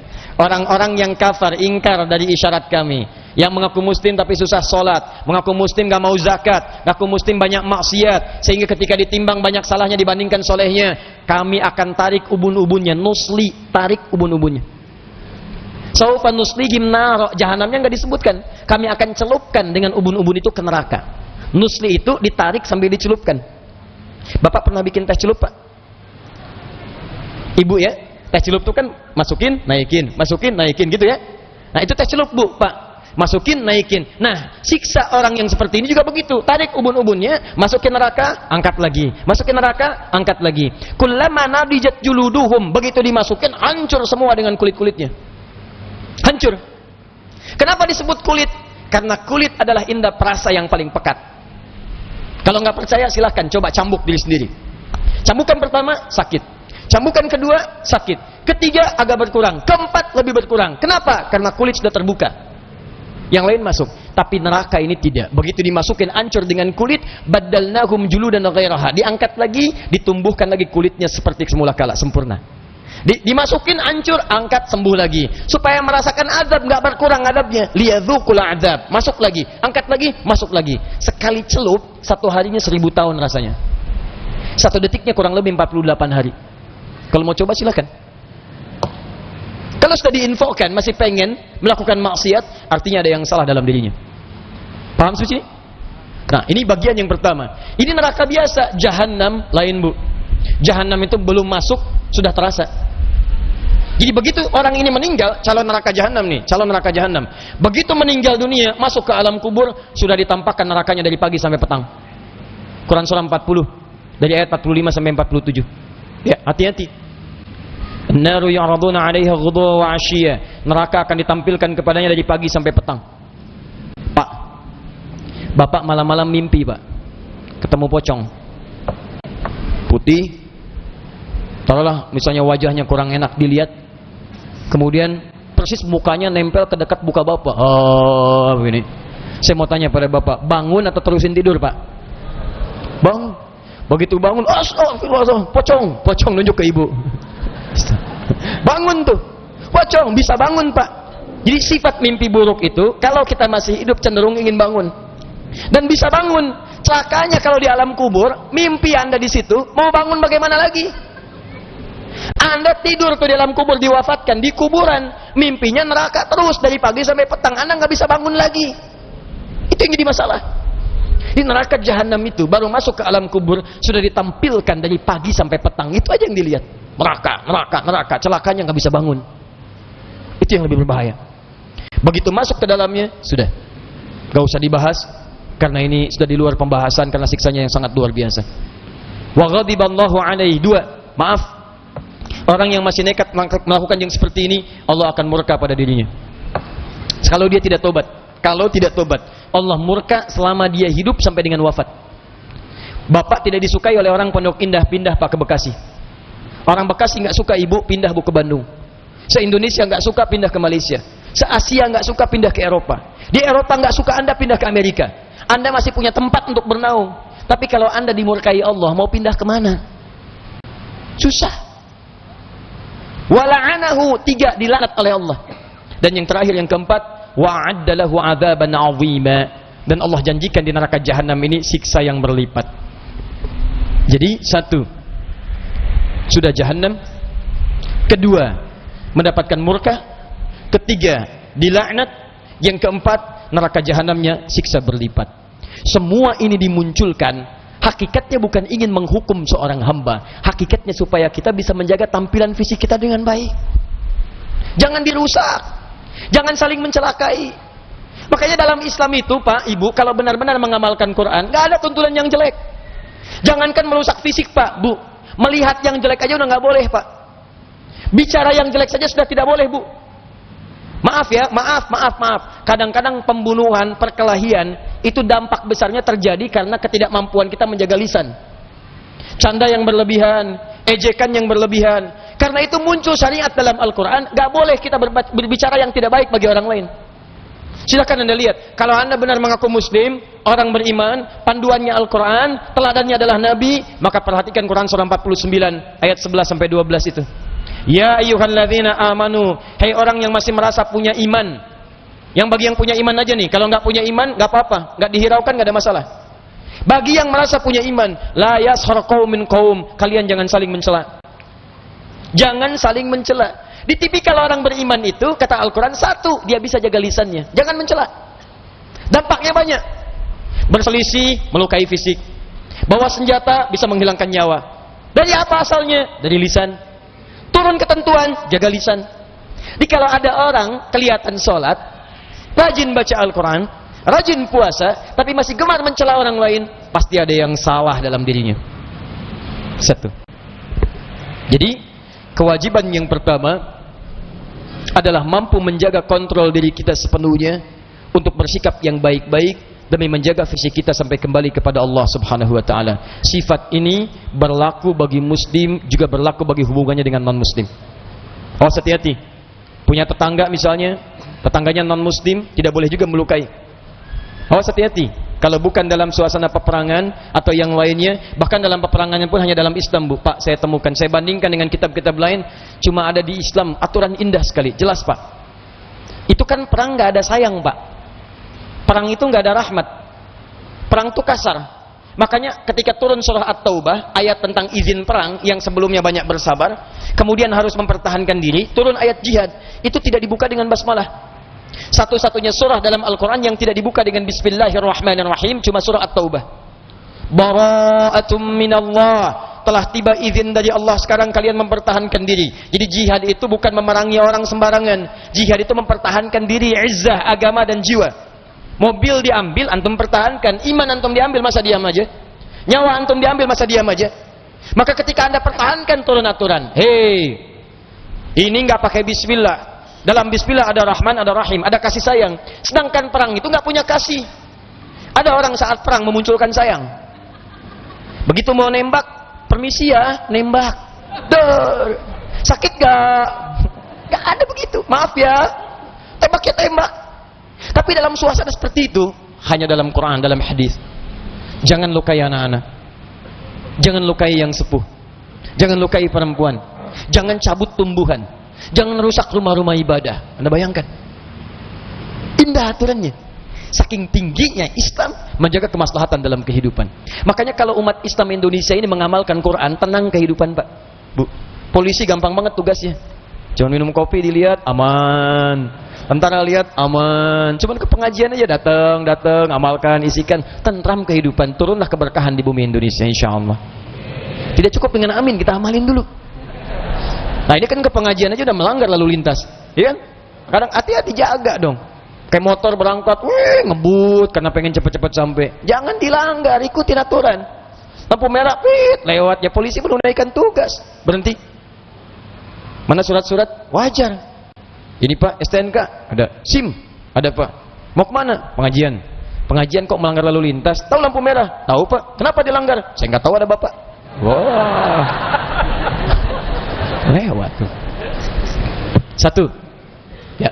Jadi dari sini awas hati-hati. Hal pertama yang dilakukan oleh Nabi memberikan contoh kepada umat dengan mempersaudarakan umat satu dengan yang lainnya, supaya tidak menghadirkan kontak fisik yang buruk sifatnya seperti pada zaman jahiliyah. Kalau pengen berselisih Bapak telat Pak, orang jahiliyah udah duluan. Kalau pengen jadi preman sudah keduluan. Kalau pengen jadi begal sudah keduluan. 1500 tahun yang lalu sudah ada kampung begal di Gifar namanya. Gifar itu kampung begal. Tokohnya namanya Jundub bin Junadah. Sudah tobat menghadap kepada Nabi di Mekah, bersyahadat. Begitu bersyahadat datang ke Ka'bah, mengumumkan, dilarang oleh sahabat, jangan, kamu nanti dilukai. Kata Nabi, jangan, tunda dulu. Kata orang ini, kata Jundub bin Junadah radhiyallahu ta'ala anhu, ya Rasulullah, saya membegal aja terang-terangan, masa syahadat sembunyi-sembunyi? Datang ke Ka'bah, dia katakan, asyhadu an la ilaha illallah, asyhadu anna Muhammadar Rasulullah. Mau apa kalian? Pukulin sampai pingsan. Setelah itu kata Nabi, sudah, kamu pulang dulu ke Gifar. Pulang ke sana, ajarkan nilai-nilai keislaman, bawa bekal yang baik. Pembegal ini tobat, masuk Islam, belajar dari Nabi. Apa yang terjadi setelah dia sering melukai orang lain, dia lindungi orang lain di Gifar. Praktekkan nilai Islam. Dia ajarkan nilai akhlak, dia ajarkan kesempurnaan nilai-nilai Islam. Ketika itulah kemudian terjadi suasana yang sangat dahsyat di Madinah pasca Nabi hijrah. Satu waktu terdengar suara gempar, dag dik dik dag dik dik dag dik dik dag dik dik, datang dilihat, ternyata Jundub bin Junadah radhiyallahu ta'ala anhu membawa orang-orang Gifar, satu desa, bedol desa, masuk Islam. Pembegal tobat, setelah tobat jadi dai, dari situ banyak orang masuk Islam. Kota Begal jadi abadi, diabadikan dalam namanya, dikenal dengan Abu Dzar Al-Ghifari. Dari kota Begal berubah menjadi kota Hidayah pada saat itu, melekat pada namanya. Tidak banyak orang tahu, orang cuma menyebutkan. Baca Al-Arba'in nomor hadis ke-18, An Jundub bin Junadah wa Abi Musa wa Muadz bin Jabal radhiyallahu ta'ala anhuma, cuma disebut nama. Padahal Al-Ghifari menunjuk daerah, ada kisah di dalamnya. Al-Bukhari menunjuk daerah, namanya Muhammad. Punya bapak namanya Ismail, kakeknya Ibrahim, kakek buyutnya Al-Mughirah, yang buyutnya Al-Bardizbah, tinggal di kecamatan Ju'fa, Kabupaten Bukhara, Provinsi Khurasan, negara Uzbekistan sekarang. Kenapa disebut Al-Bukhari? Ada kisah di dalamnya. At-Tirmidzi namanya Muhammad, tinggal di kota Tirmidzi, disebut At-Tirmidzi. Abu Daud bukan nama asli, namanya Sulaiman, dari Sijistan, dikenal dengan Sulaiman As-Sijistani. Hafal 500.000 hadis. Hafalnya cepat sekali, bahkan menyebutkan ini kualitasnya matruk, ini mungkar, ini dhaif, ini maudhu', ini jangan diambil. Kata Ibnu Qayyim Al-Jauziyah, dulu ada Nabi Daud bisa melunakkan besi dengan tangannya, maka ini Abu Daud bisa melunakkan hadis dengan lisannya. Ada kisah. Jadi kalau ada pembegal sekarang, dia telat. Kalau nggak mau tobat, keterlaluan. Yang jahiliyah aja tobat, masa yang nggak jahiliyah nggak mau tobat? Maka saya ajak yang suka begal orang, sudah tinggalin aja, nggak ada kerjaan, sudah terlambat, sudah ketinggalan, dan jauh lagi. Ya, karena itu teman-teman sekalian, kalau Islam kemudian ditunaikan dalam kehidupan, itu baik. Maka hati-hati kalau Anda ikut taklim tapi diajak mencela orang lain, maka ada yang salah dalam taklimnya, karena melanggar kewajiban-kewajiban yang ada dalam Al-Quran. Kalau Anda ikut taklim tapi kemudian dari situ ada ajakan untuk membuat sesuatu yang buruk sampai menghilangkan nyawa orang lain dengan cara yang tidak benar, ada yang salah, karena dia melanggar kewajiban-kewajiban. Paham sampai sini? Baik. Termasuk bunuh diri, itu tidak diperkenankan. Jelas? Awas, hati-hati, bunuh diri tidak diperkenankan. Ya. Jepang sekarang nomor 1. Data yang setahun lalu, setahun 30.000 orang. Ya, itu sehari kurang lebih bisa 100 orang.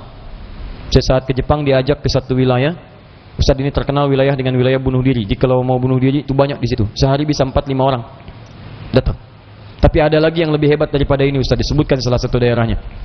Jadi orang kalau mau bunuh diri, Pak, Bu, di mana aja? Tuh, nggak ada hidayah, nggak ada petunjuk. Di mana aja? Udah pengen bunuh. Sampai konselnya kemudian Pemdanya membuat aturan. Dibuat lokalisasi bunuh diri.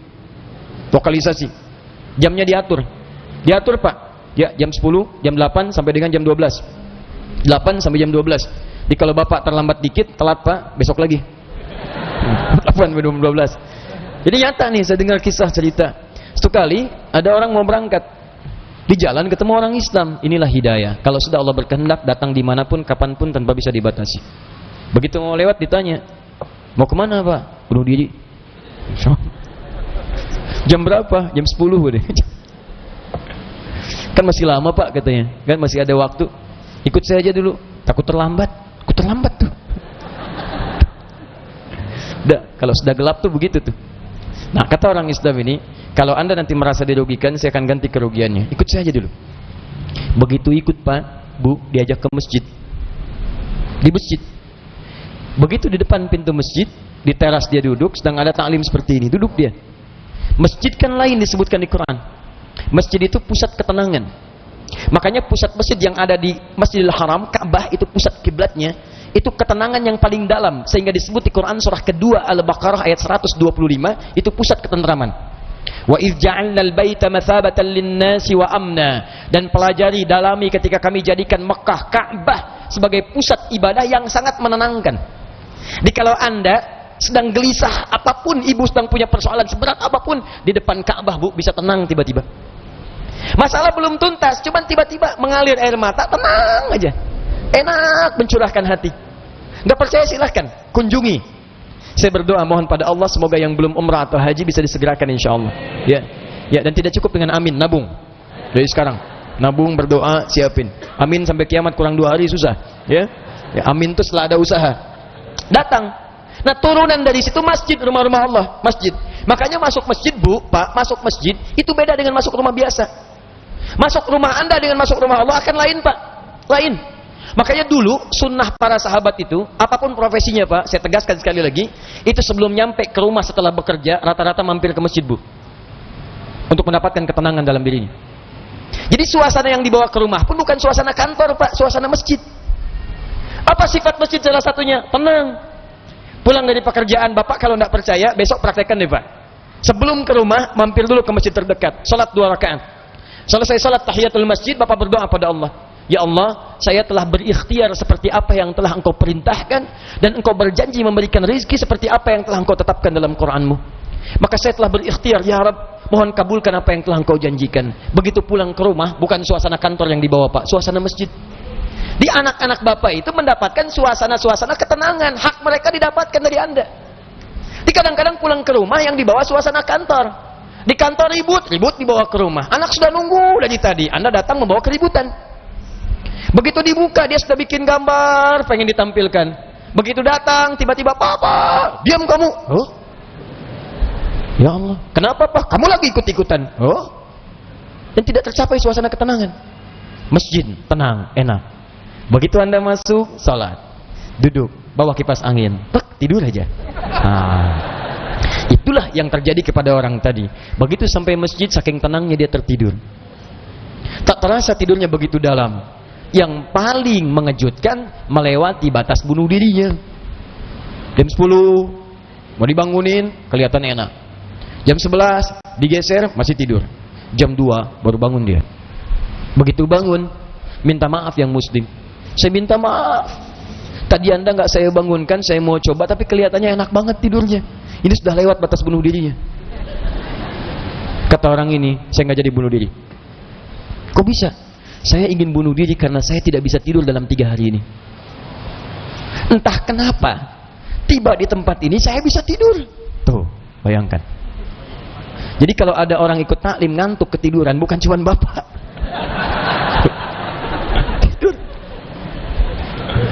Tidur, masuk Islam dia akhirnya. Syahadu an la ilaha illallah, syahadu anna Muhammadar Rasulullah.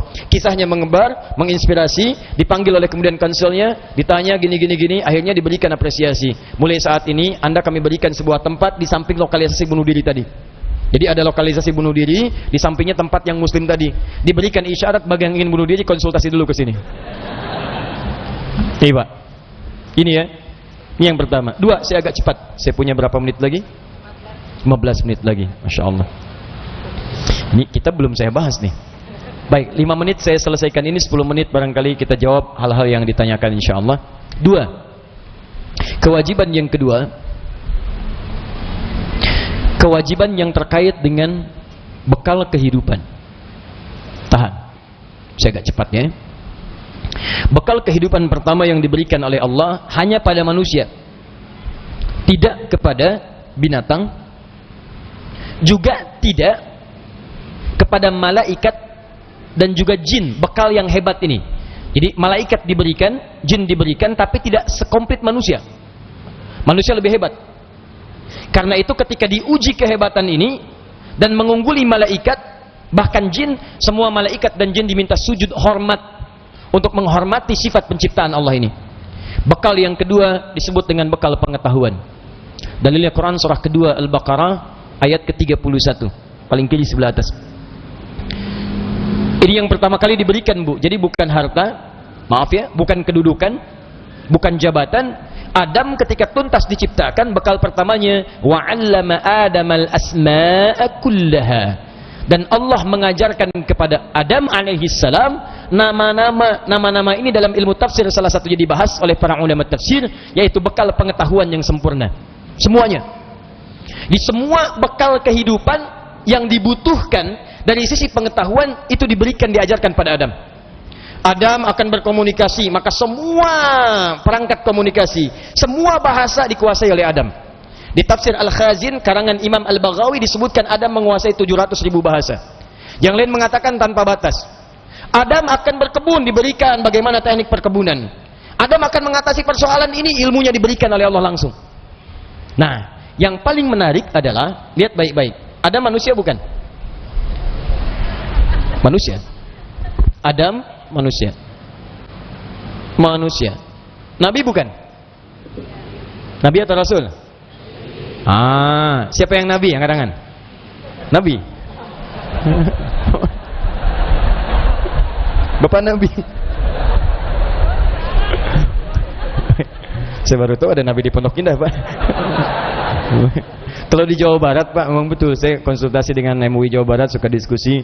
Ini masalah paling utama. Setiap bulan suka ada Nabi baru. Saya nggak tahu kalau bulan ini di Pondok Indah. Nggak bercanda, Pak ya. Baik. Suka ada, Bu, Pak ya. Setiap bulan tuh. Sekarang udah agak mereda. Ya. Unik-unik di kita itu. Jadi kalau ada ngaku Nabi baru, kata Nabi sederhana, la nabiyya ba'di, nggak ada Nabi setelah saya. Dalam ilmu usul fikih, mafhum mukhalafahnya, ini prediksi dari Nabi, pemberitahuan bahwa akan ada orang ngaku Nabi setelah saya. Itu dikatakan, kalau ada yang ngaku nggak usah diikutin. La nabiyya, la, jangan diikutin. Sudah, tolak aja. Udah nggak ada. Ini masalah kita, ini bukan karena ngaku Nabi barunya. Masalah kita, setiap ada Nabi baru, selalu ada pengikutnya. Itu masalahnya. Ada penyakit cepat kaget, gampang kagum. Kaget, kagum, diikutin. Itu yang jadi persoalan. Dulu AM kan, pelatih bulu tangkis tuh, ngaku Nabi, tangkap, rogasi oleh polisi. Kenapa ngaku Nabi? Saya ke Bogor, Pak, dapat wahyu. Anda bayangkan, kita ke Bogor dapat talas, dia dapat wahyu. Datang balik. Terus gak mau kalah, Pak. Bandung, Pak, tukang cukur. Anda bayangkan, tukang cukur ngaku Nabi, tapi ada pengikutnya. Itu masalah. Jakarta nggak mau ketinggalan, ibu kota negara. Sana Nabi, sini malaikat. LA ngaku malaikat. Dulu minta izin sama gubernur dulu untuk mendaratkan malaikat Jibril di Monas tuh. Betul, tangkap polisi, hukum 2 tahun. Polisi kita luar biasa. Jangankan teroris, malaikat tangkap. Sini. Nih Adam. Jadi Adam Nabi bukan? Nabi, Rasul bukan? Siapa yang Rasul? Adam Nabi bukan Rasul. Bedanya apa? Kalau Nabi dapat risalah untuk dirinya sekitaran, tidak untuk umat. Kalau Rasul disampaikan pada umat. Kenapa Adam tidak diangkat jadi Rasul? Yang mana umatnya? Adam turun belum ada umat, makanya cuma Nabi bukan Rasul. Nah sekarang kita di sini, kita disebut dengan Bani Adam, anak cucunya Adam. Jadi kalau Adam itu manusia, kita manusia bukan? Manusia. Nah kita Nabi bukan? Bukan. Karena kita bukan Nabi, maka kita tidak punya sifat kenabian. Apa diantara sifat kenabian? Satu, maksum, dijaga dari kesalahan. Yang kedua adalah ta'limul ilmi, diajarkan langsung pengetahuan. Di semua Nabi itu mendapatkan langsung pengetahuan, diajarkan dari Allah. Nabi Muhammad gak pernah baca, gak pernah nulis. Siapa yang mengajarkan Al-Quran kepada beliau? Langsung turun dari Allah, diutus malaikat Jibril, diajarkan. Ikra, ma'ana bikari. Kita karena bukan Nabi, tidak diajarkan langsung oleh Allah. Kita tidak maksum, tidak terjaga dari salah. Tapi kita bisa menjaga diri kita dengan menunaikan ibadah. Kita tidak bisa diajarkan langsung oleh Allah pengetahuan, karena bukan Nabi. Tapi kita bisa menggali potensi pengetahuan. Karena sama-sama manusia, maka sifat manusia adalah mendapatkan bekal pengetahuan. Pak, kita ini makhluk pintar, gak ada yang bodoh. Jangan percaya kalau ada yang mengatakan anak bapak, anak ibu bodoh. Jangan percaya. Sudah dilakukan penelitian di Amerika, di Universitas California. Hasilnya apa? Semua manusia pintar. 90% cerdas. 90%. 5% jenius. Ini kalau ada yang merasa jenius, jangan bangga dulu, cuma 5%. Tuh, 5% lagi, telat. Telat itu bukan bodoh, tapi karena pengaruh bagian-bagian tertentu di lingkungannya, belum teroptimalkan dua potensi ini. Bahkan dia bisa memilih, pengen cerdas atau pengen jenius. Einstein dulu disebut oleh guru sekolahnya dengan kalimat yang sangat kasar. Gak berani saya ungkapkan di masjid karena rumah Allah. Kasar sekali. Keluar dia dari sekolahnya, menemukan kitabnya Avicenna. Dibaca oleh beliau, yang dibaca kitab Al-Basair tentang kecepatan cahaya. Bagaimana malaikat turun dari langit ke bumi bolak-balik dengan kecepatan cahaya. Diciptakan dari cahaya, turun sekian, dihitung oleh Ibnu Sina. Ditemukan oleh Einstein, dipelajari. Beliau memilih pindah dari yang disebut telat, pindah kepada ini, yang jenius. Di barangkali anak bapak, anak ibu yang disebut telat macam-macam, mungkin Allah menitipkan sesuatu yang lebih hebat dibanding yang lainnya. Jangan percaya, nggak ada murid yang bodoh, yang ada guru yang kurang kreatif mengajar. Ingat, pintar itu adalah anugerah, bodoh itu pilihan. Maka itu kewajiban kita harus memaksimalkan pengetahuan ini. Kita ini makhluk cerdas, Pak. Di kewajiban kita itu menjaga kecerdasan sampai pulang. Ayo kepintaran kita tampilkan. Antum mau jadi apa aja yang baik-baik bisa. Ahli matematika bisa. Jangan percaya antum disebut telat, bisa. Fisika bisa, keluarkan, pelajari, pahami. Kimia bisa. Ya, yang lainnya bisa. Dan yang paling hebat adalah kalau ingin dipercepat itu semua, ini yang rumusnya saya berikan pada hari ini. Bagaimana cepat memahami sesuatu, bagaimana cepat mengingat sesuatu, itu yang ditampilkan oleh Quran. Kalau Anda ingin mengeksplor potensi pengetahuan sampai jadi luar biasa, maka Allah mengajarkan cara-cara itu yang akan dibahas. Cuman masalahnya, waktu kita itu tinggal 5 menit lagi. Itu masalahnya. Padahal saya ingin kasih contoh nih. Ini teorinya, ini contohnya, ini prakteknya. Hasilnya jadi begini. Ibnu Sina, Al-Kindi, Al-Farabi, Al-Ghazali, Al-Battani, ya, Ibnu Battuta dan sebagainya, saya turunkan. 5 menit cukup insyaallah? Cukup, baik. Baik, ini saya nggak bahas dulu ya, karena waktunya terbatas ya. Nanti saya bahas di malam Jumat insyaallah Al-Quran Sunnah Solution. Saya simpan di sini. Baik. Silakan Mas. Jazakallah khair. Semoga Allah muliakan antum. Satu. Baik. Satu, cara cepatnya. Cara cepat ini Bapak Ibu bisa praktekkan kepada anak-anaknya nanti ya. Kita harus yakini karena ini Allah yang menginformasikan. Jadi kita dikasih pengetahuan, kewajiban kita adalah memaksimalkan pengetahuan ini untuk mengoptimalkan fungsi kehidupan di dunia. Kita kan hidup di dunia butuh pengetahuan. Ya, bagaimana mengoptimalkannya? Ini saya percepat. Satu, yang standar dulu, standar. Quran surah Al-Alaq ayat yang pertama. Iqra bismi rabbikal ladzi khalaq. Secara sederhana, baca diartikan belajar. Orang Arab sekarang kalau menyebut Iqra, aina taqra, maksudnya aina tadrus, di mana belajar. Maka yang pertama, maaf kalau Anda muslim, Anda beriman, ya, beriman kepada Allah, yakin dengan kesempurnaan diri kita, kewajiban pertama untuk memaksimalkan pengetahuan, tidak boleh ada orang Islam yang tidak belajar, mesti belajar. Kemudian diturunkan lewat hadis Nabi sallallahu alaihi wasallam, lihat cara belajarnya, perhatikan caranya. Awas, bukan biasa. Talabul ilmi fardhatun ala kulli muslim. Belajar, menuntut pengetahuan, ilmu. Nabi mengatakan talabul ilmi. Nah, ini yang mau saya garis bawahi. Ini kadang-kadang suka jarang diterangkan syarahnya secara mendetil. Al-ilmu, talabul ilmi, mencari ilmu. Apa artinya ilmu? Dalam istilah bahasa Arab, cuma ada dua pendekatan makna pada ilmu. Satu al-fahmu, kedua al-idrak. Al-ilmu huwa al-fahmu wal-idrak. Ini yang standar nih. Ilmu itu artinya paham, fahmu, paham. Yang kedua idrak, dijangkau dan dikuasai. Jadi kalau bapak, ibu, atau anaknya misalnya disekolahkan dimanapun, jangan cukupkan hanya hadir di sekolah saja. Jangan cukupkan ditempatkan dia duduk di dalam kelas. Jangan. Itu bukan sifat muslim. Sifat muslim itu ketika belajar, cek kembali, paham nggak yang dipelajari? Dikuasai nggak pengetahuannya? Jadi jangan biarkan Anda datang cuma ke kampus, ke sekolah untuk duduk. Apalagi duduk paling belakang, nggak mau nanya. Terus pulang. Lihat, pelajari, pahami. Kenapa rumusnya begini? Kenapa fisika begini? Kenapa hukum gaya F1 sama dengan F2? Kenapa gaya ada tekanan F sama dengan berbanding lurus dengan P? Apa hukum Pascalnya? Kenapa bisa begini? Modifikasi lagi, keluarkan rumus cepatnya. Itu sifat muslim. Hadirkan dalam kehidupan. Ya, jadi apa yang Anda ingin pelajari, jangan cukupkan sampai dengan tahu, kita mesti paham. Apalagi yang dipelajari adalah ilmu-ilmu agama, maka berubah kalimatnya langsung dari fahmu jadi fiqhun, fikih. Fiqhun. Kalau Anda ingin berusaha sampai paham, maka diawali dengan tak di depannya. Tak tambah tak. Kalau semangat Anda berlipat, ingin benar-benar paham, berlipat semangatnya, tambahkan tasydid sebelum huruf akhirnya. Pakai kaf, tasydidkan. Maka dari fikih jadi tafaqqaha, ya tafaqqahu, tafaqquh. Muncul Quran surah ke-9 At-Taubah, ayat ke-122, paling kiri sebelah bawah di mushaf. Tafaqquh. Falaula nafara min kulli firqatin minhum ta'ifatun liyatafaqahu fid din.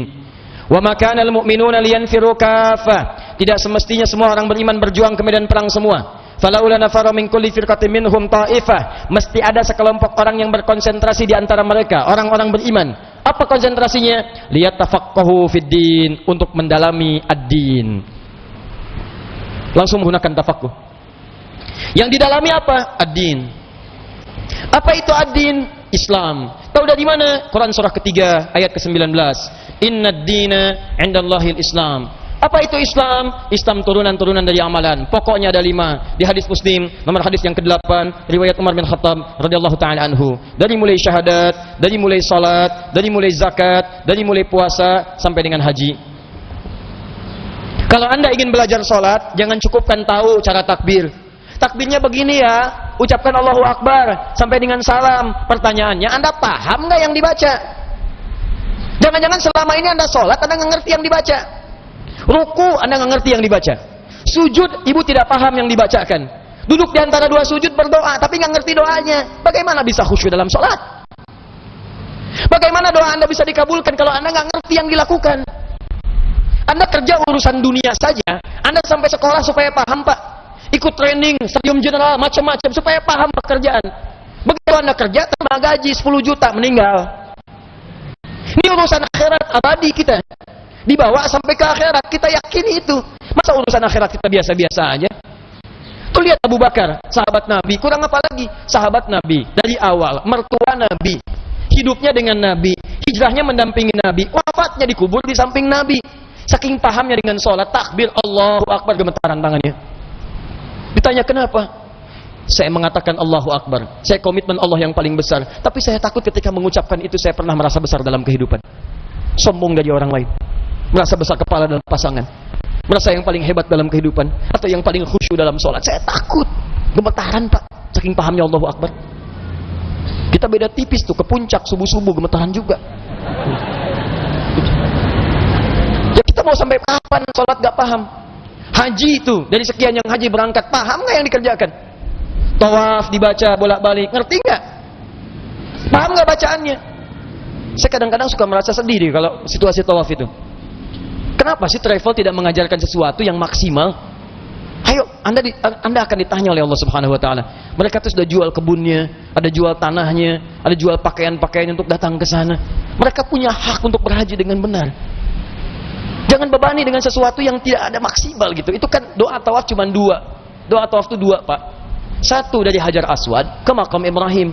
Subhanallah, walhamdulillah, wala ilaha illallah, wallahu akbar. Itu ada kisahnya. Kalau bacanya benar, maka Allah akan anugerahkan jawaban doa setiap yang diminta, seperti Allah mengabulkan permintaan Nabi Ibrahim. Itu ada di surah Maryam kisahnya.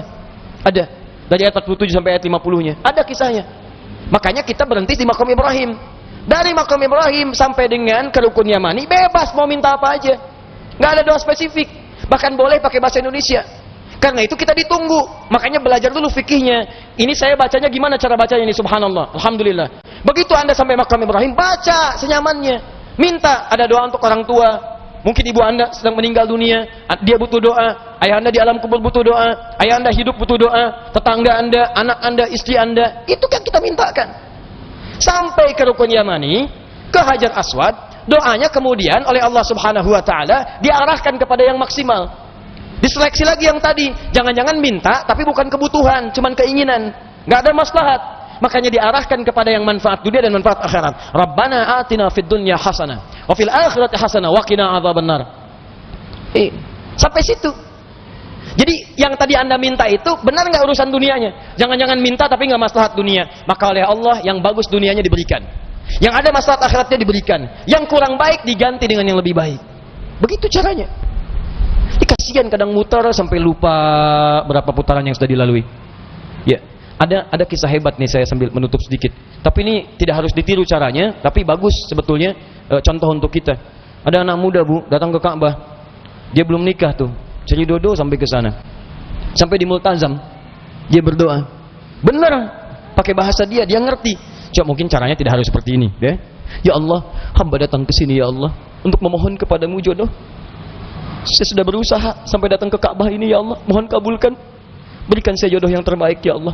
Tiba-tiba di sampingnya datang perempuan tinggi, putih, hidung mancung, langsung ditunjuk. Kayak gini ya Allah, kayak gini. Si contoh.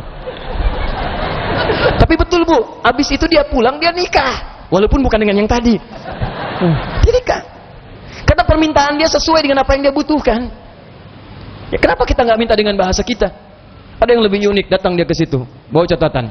Ya Allah, hamba datang kemari banyak hutang ya Allah. Engkau maha tahu dengan keadaan hamba. Banyak hutangnya, tidak Anda sebutkan. Engkau juga paham. Tapi kalau tidak percaya, ini catatannya. Tempelin. Ada. Ya. Yang mau saya katakan adalah teman-teman sekalian, ini al-ilmu wal fahmu wal idrak. Anak pulang dari sekolah, datang ke rumah cek lagi. Nak, tadi belajar apa? Dulu ibu kami begitu, pulang, tadi belajar apa? Coba ajarkan lagi. Seperti apa? Kenapa ketemu begini? Kenapa begitu? Maghrib, semua TV berhenti. Ayo datang semua mengaji. Mau lari kemanapun akan dikejar Bu. Saya pernah sembunyi di bawah lemari, dikejar. Cari, mana katanya? Cari, suruh menghadap. Kalau belum mengaji, nggak bisa tenang. Ini kita kehilangan nilai-nilai itu. Jadi kita tuh mesti pintar Pak. Dulu orang begitu. Ini ngajinya tuh jelas. Begitu dibahas pengetahuan, dikuasai dengan baik. Silahkan cek ulama-ulama dulu. Penguasaannya itu total. Nah, tapi ada satu hal lagi. Jika Anda kerjakan ini, maka Anda akan mendapatkan percepatan pengetahuan dari Allah Subhanahu wa taala melampaui batas-batas pengetahuan biasa. Apakah kemudian tips yang diberikan oleh Al-Qur'an sebagai petunjuk itu? Ini yang paling penting kita dapatkan. Tapi sayang, waktunya habis, kita harus berjumpa dengan kesempatan yang berikutnya. Wah, ini sudah lebih lewat 5, Pak. Ya, saya khawatir ini ada pernikahan di bawah ya, yang mungkin mereka juga mendapatkan haknya. Jadi nanti kita simpan dalam pertemuan berikutnya bagaimana percepatan pengetahuan sampai yang paling hebat begini Bu, Pak, hafal Quran, hafal hadis, tapi juga ahli matematika, ahli astronomi, ahli biologi. Ini kami sedang dalam proyek ini, saya sekaligus menginfokan. Kami bikin Pak Bu, terakhir, sekarang akan ada gerakan syiar Al-Quran. Akan di launching insya Allah pekan ini. Pusatnya sedang kita bangun di Bekasi. Ada 3 program utama dari sini. Satu, membebaskan buta huruf Al-Quran. Jadi semua orang Islam Indonesia mesti bisa baca Quran. Ya. Yang kedua adalah paham isi Quran. Jangan-jangan baca tapi nggak ngerti isinya. Yang ketiga adalah gerakan menghafal Quran dan mengamalkannya. Kita punya target setiap tahun minimal 100.000 menghafal Quran lahir di Indonesia. Nah, ini sudah kita berikan. Pusatnya nanti ada di Bekasi, bahkan nanti menjangkau ke dunia. Insya Allah di pekan-pekan ini akan di launching kelas Quran. Kelas Quran ini bukan kelas biasa. Selain yang 3 tadi, turunannya ada kelas-kelas spesifik sesuai dengan profesi masing-masing. Nanti ada kelas pebisnis, ya, ada kelas misalnya ibu rumah tangga, ada kelas dokter. Sudah ada 150 dokter muda untuk mendaftar. Ada kelas calon ilmuwan, kami kerjasama dengan beberapa kampus. Jadi begitu mereka belajar fisika, kita akan turunkan semua ayat-ayat fisika dalam Quran, dalam hadis dan penemuan ulama dulu. Dan langsung diobservasi, ada riset dan seterusnya. Ya, jadi nanti ada turunan itu. Kalau Anda ingin bergabung, silahkan kita sama-sama. Karena ini gerakan-gerakan umum seluruhnya, tidak ada hal-hal yang spesifik. Ini bukan gerakan profit, tapi gerakan untuk merubah diri sehingga lebih baik dalam pandangan Allah Subhanahu Wa Taala. Insya Allah targetnya, kalau kita mengamalkan isi Quran, akhlak kita baik, ilmu kita kemudian berkembang, diri kita mulia, minimal kita membantu diri kita dan membantu keluarga serta berkontribusi pada bangsa Indonesia yang kita cintai ini. Siap insya Allah? Baik, kita berdoa, mudah-mudahan dengan doa yang kita panjatkan, semoga Allah mengabulkan apa yang kita mohonkan. Ada 3 cara berdoa. Pertama cukup hamdalah, kedua doa kifaratul majlis kalau ada hal yang kurang berkenan, dan ketiga Nabi kadang berdoa sesuatu yang khusus kemudian sahabat mengaminkan. Saya ingin gabungkan ketiganya dan mudah-mudahan Allah berikan rahmat lebih untuk kita semua. Alhamdulillahi Rabbil Alamin Ar-Rahmanir Rahim Maliki Yawmiddin Iyyaka na'budu wa iyyaka nasta'in Ihdinas siratal mustaqim Siratal ladzina an'amta 'alaihim ghairil maghdubi 'alaihim waladdallin Allahumma ya Rabbal Alamin wa salli wa sallim wa barik ala habibikal karim Rasulikal Mustafa al-Amin Sayyidina Muhammadin wa ala alihi wa sahbihi wa ummatihi ila yaumiddin Rabbana la tada' lana fi maqamina hadha wa fi kulli maqamin dhanban illa ghafarta. Duhai Allah, kami bermohon kepadamu, jika ada yang hadir dalam pengajian ini pada pagi hari ini datang membawa lumuran dosa, jangan biarkan yang meninggalkan masjid ini kecuali Engkau telah ampuni segala dosa-dosanya. Wala hamman illa farajta. Jika ada yang hadir dalam pengajian ini Allah di masjid ini datang membawa kegelisahan, maka mohon jangan biarkan dia meninggalkan masjid ini kecuali Engkau telah tenangkan keadaan jiwanya. Allahumma wala maridan illa syafaita. Jika ada yang diantara kami datang ya Allah ke masjid ini tengah Engkau uji dengan penyakit atau keluarganya, kerabatnya, seberat apapun, maka mohon dengan keikhlasan amalnya angkat dan sembuhkan segala penyakitnya. Allahumma ya Rabbal Alamin taqabbal minna ya Allah kulla amalina salihah. Ya Allah, jika memang sampai hari ini kami telah berbuat amal soleh, maka mohon terima amal soleh kami ya Rabbal Alamin. Allahumma tubna anka ya Allah, tubna ilaika min kullil ma'asi, dan kami bertobat kepadamu ya Allah dari segala maksiat yang pernah kami kerjakan. Allahumma ya Allah, idza kana hunalika baqiyatan min hayatina faj'al baqiyata hayatina ya Allah hayatan thayyibah. Ya Allah, jika memang dari hari ini masih ada harapan untuk hidup bagi kami, maka mohon jadikan sisa hidup kami sebagai kehidupan yang lebih baik dari sebelumnya. Wa idza kana al-yawma ya Allah akhir hayatina ya Rabb faj'al akhir hayatina husnul khatimah. Namun kami mohon ya Allah, jika memang hari ini adalah hari kami untuk kembali kepadamu, berakhir kehidupan kami, maka mohon wafatkan kami dalam keadaan husnul khatimah. Allahumma qawwi lisanana laqula kalimatut tauhid la ilaha illallah. Ya Allah, kuatkan lisan kami dalam sakaratul maut kami untuk mengucapkan kalimat la ilaha illallah Muhammad Rasulullah. Wa tujibu ya Allah kalimatana ya Allah biqaulikal mutmainna ya ayyatuhan nafsul mutmainnah irji'i ila rabbika radiyatan mardiyah fadkhuli fi ibadi wadkhuli jannati.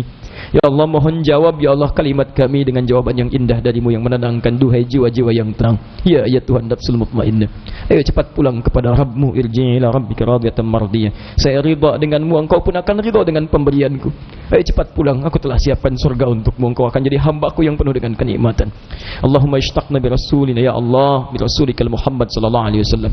Ya Allah, kami merindukan perjumpaan dengan Rasulullah sallallahu alaihi wasallam.